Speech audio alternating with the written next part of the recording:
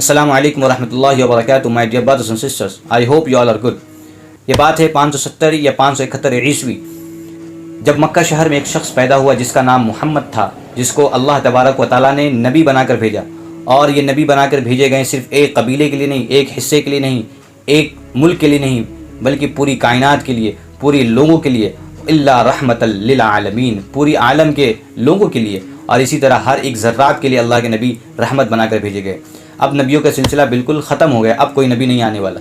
जैसा कि आप सबों को पता होना चाहिए कि माह रबीउल अव्वल का महीना चल रहा है और इस महीना में अल्लाह के नबी सल्लल्लाहु अलैहि वसल्लम की विलादत हुई। जो बिल्कुल इस सिलसिले में, तारीख़ के सिलसिले में इख्तलाफ हैं कि 8 को हुई, 9 को हुई, 10 को हुई। लेकिन जब वफ़ात की बात आती है तो 12 रबीउल अव्वल की तारीख़ थी। रबीउल अव्वल की 12 तारीख़ थी जिस दिन अल्लाह के नबी सल्लल्लाहु अलैहि वसल्लम इस दुनिया से तशरीफ़ ले गए। तो इसमें बिल्कुल कोई दूसरी ओपिनियन नहीं, लेकिन विलादत के सिलसिले में बहुत सारी राय हैं, बहुत सारी रिवायत हैं। तो इसी सिलसिले में आज की इस वीडियो में बात की जाएगी। और जश्न ईद मिलादुन नबी, इसका माना क्या होता है? जश्न ईद मिलादुन नबी हम क्यों मनाते हैं, हमें क्यों मनाना चाहिए, और जो लोग नहीं मनाते वो क्यों नहीं मनाते, और इसमें जश्न ईद मिलादुन नबी मनाना कैसा है। तो इस सिलसिले में बिल्कुल पूरी डिटेल्स में बात की जाएगी। तो आगे बढ़ने से पहले जो लोग इस चैनल पर नए आते हैं उनकी एक जिम्मेदारी है कि वो चैनल को ज़रूर से ज़रूर सब्सक्राइब कर लें और वीडियो को लाइक करें। चलिए शुरू करते हैं। तो सबसे पहले हम ये समझेंगे कि जश्न ईद मिलादुन नबी सल्लल्लाहु अलैहि वसल्लम का मतलब क्या होता है। जश्न ईद का मतलब ये होता है खुशी का दिन, फेस्टिवल का दिन। ईद का मतलब पता लगे। मीलाद का मतलब होता है पैदाइश। मिलादुन नबी सल्लल्लाहु अलैहि वसल्लम, नबी सल्लल्लाहु अलैहि वसल्लम का पैदाइश, जिसको आज हम बर्थडे का नाम मनाते हैं। तो आपको पता लगे कि ईद मिलादुन नबी सल्लल्लाहु अलैहि वसल्लम का मतलब क्या हुआ। दूसरी चीज़, अब इस दिन ईद मिलादुन नबी सल्लल्लाहु अलैहि वसल्लम को हम ये समझते हैं कि ईद मिलादुन नबी सल्लल्लाहु अलैहि वसल्लम एक खुशी का दिन है ना। बड़ी इलॉजिकल समझ में आती है कि जिस दिन अल्लाह के नबी सल्लल्लाहु अलैहि वसल्लम की वफ़ात बिल्कुल कन्फर्म है कि इसी डेट में अल्लाह के नबी सल्लल्लाहु अलैहि वसल्लम की वफ़ात हुई। लेकिन जब हम विलादत की बात देखते हैं, विलादत की तारीख देखते हैं, इसमें मुत्तफ़क़ राय नहीं मिलती। 8 को भी मिलती है, 9 को भी मिलती है, 12 को भी मिलती है। तो जिस दिन कन्फर्म है उस दिन हम क्या मना रहे हैं? जश्न ईद मिलादुन नबी सल्लल्लाहु अलैहि वसल्लम। जिस दिन खुशी का दिन बोलता है, जिस दिन हम बर्थडे का मनाते हैं, उस दिन अल्लाह के नबी सल्लल्लाहु अलैहि वसल्लम इस दुनिया से पर्दा फरमाए।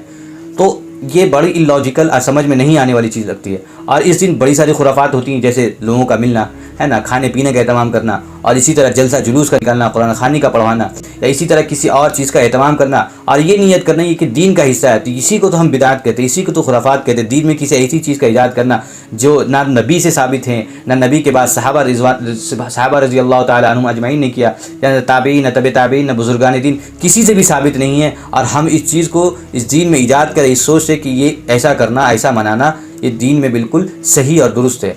आप दारुल इफ्ता का फतवा देखिए जो मैं आपके सामने शेयर कर रहा हूँ। It was never celebrated in the सहाबा period, therefore it is an innovation, कि ना तो सहाबा ने इसको मनाया और ये सिर्फ इनोवेशन है जिसको हम बिदात कहते हैं। और आगे कहा गया it is allowed to observe the fast on 12 रबीउल अव्वल, but there is no special virtue and reward for the fasting in this particular day, कि इस दिन तो रोज़ा रखने को कोई हर्ज नहीं है, लेकिन इसकी कोई अलग से ताकीद या फिर सवाब नहीं मिलता। इसी तरह आगे कहा गया for the first time a Christian man celebrated Jashn Eid Miladun Nabi for the Holy Prophet Muhammad sallallahu alaihi wasallam after 6 Hijra.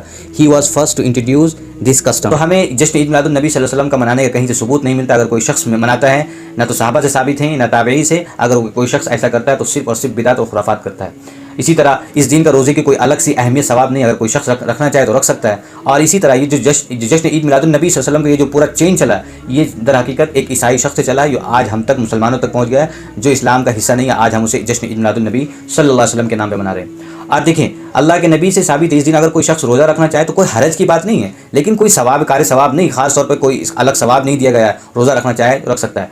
लेकिन जश्न ईद मिलादुन नबी सल्लल्लाहु अलैहि वसल्लम मनाना ये बिल्कुल खिलाफ सुन्नत है, खिलाफ शरीयत है, और ये सिर्फ और सिर्फ बिदात है। देखिए, अल्लाह के नबी सल्लल्लाहु अलैहि वसल्लम हर पीर के दिन, हर सोमवार के दिन रोज़ा रखा करते थे, क्योंकि अल्लाह के नबी सल्लल्लाहु अलैहि वसल्लम ने फरमाया कि इस दिन मेरी पैदाइश हुई। और जिस दिन अल्लाह के नबी सल्लल्लाहु अलैहि वसल्लम रोज़ा रखकर इस बात को साबित कर दिया कि खुशी का दिन कोई शख्स रोज़ा नहीं रखता।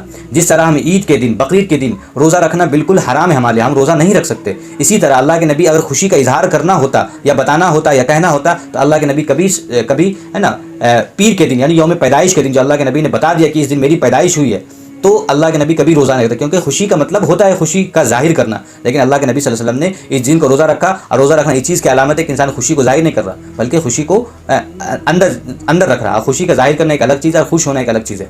तो पता ही लगा जश्न ईद मिलादुन नबी सल्लल्लाहु अलैहि वसल्लम की तहकीक हमें कहीं से नहीं मिलती। अगर कोई शख्स ऐसा करता है वो सिर्फ और सिर्फ बिदात करता है, और हर बिदात गुमराही है, हर गुमराही जो है वो जहन्नम तक हमें ले जाने वाली है। آپ اگر واقعی میں اللہ کے نبی صلی اللہ علیہ وسلم سے محبت کرتے ہیں اور عاشق رسول ہیں، اس چیز کا دعویٰ کرتے ہیں، تو اب آپ کے لیے ضروری ہے کہ اللہ کے نبی صلی اللہ علیہ وسلم سے محبت کرے جس طرح اللہ نے ہمیں بتایا کہ اس طرح محبت کی جاتی ہے۔ قل ان کنتم تحبون اللہ فاتبعونی یحببکم اللہ ویغفر لکم، کہ اگر آپ اللہ سے محبت کرتے ہیں تو آپ کے لیے ضروری ہے کہ آپ اللہ کی اتباع کریں۔ فاتبعونی، ہمیں اللہ کی اتباع کرنا تاکہ اللہ ہم سے محبت کرے۔ فاتبعونی یحببکم اللہ ویغفر لکم، جب آپ اللہ سے محبت کریں گے تو اللہ آپ سے محبت کرے گا، اور اس کے بدلے میں اللہ محبت تو ساتھ ساتھ کرے گا، آپ کے گناہوں کو بھی معاف کر دے گا۔ قل اطیعوا اللہ واطیعوا الرسول، اور اللہ اور اس کے رسول کی ہمیں اطاعت کرنی ہے۔ یہی محبت کا تقاضا ہے۔ محبت سب سے پہلے یہیں سے شروع ہوتی ہے کہ اس کی ضرورتوں کو، اس کی کہی بات کو مانا جائے، اس کی جو بات جو سنت میں نہیں ہے، اللہ نے نہیں کہ اللہ کے رسول نے نہیں کہ، اس چیز کو ہمیں اپنے دین میں نہیں شامل کرنا۔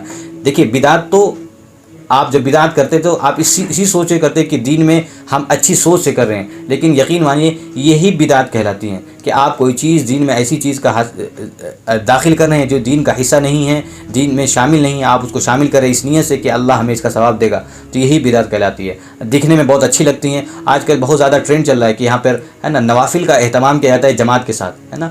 شب برات جب آتے ہیں تو 2 رکعت لوگ نوافل جماعت کے ساتھ پڑھی جا رہی ہے، بلکہ نوافل کی نماز تو جماعت کے ساتھ ہوتی نہیں ہے، تو یہ بالکل مکروہ ہے، اس چیز کی بالکل اجازت نہیں دی جاتی، لیکن لوگ کرتے ہیں۔ تو ہمیں بدعت سے بچنا ہے۔ دیکھنے میں تو بہت اچھا لگتا ہے، دیکھیے بدعت تو اسی طرح چلتی ہے، لوگوں نے تھوڑا سا کیا، پہلے لوگوں نے کچھ کیا کرتے یہ بات ہمیں آنے والے 2 نسلیں 2 جنریشن جب آئے گی تو وہ چیز میں بالکل دین میں ہے نا نئی چیزیں ایجاد کر لے گی۔ تو ہمیں ابھی سے اپنے آپ کو روکنا ہے، اپنے بچوں کو سمجھانا ہے، تاکہ دین میں کوئی ایسی چیز ہم نہ داخل کر لیں جو ہمارے لیے بالکل جہنم میں جانے کا ذریعہ بن جائے۔ اللہ ہم سبوں کو بدعت سے، خرافات سے بچنے کی توفیق عنایت فرمائے، اور دین میں کوئی اچھی چیز جو اچھی چیز ہے، جو صحیح چیز ہے، اس چیز کو کرنے کی توفیق مرحمت فرمائے۔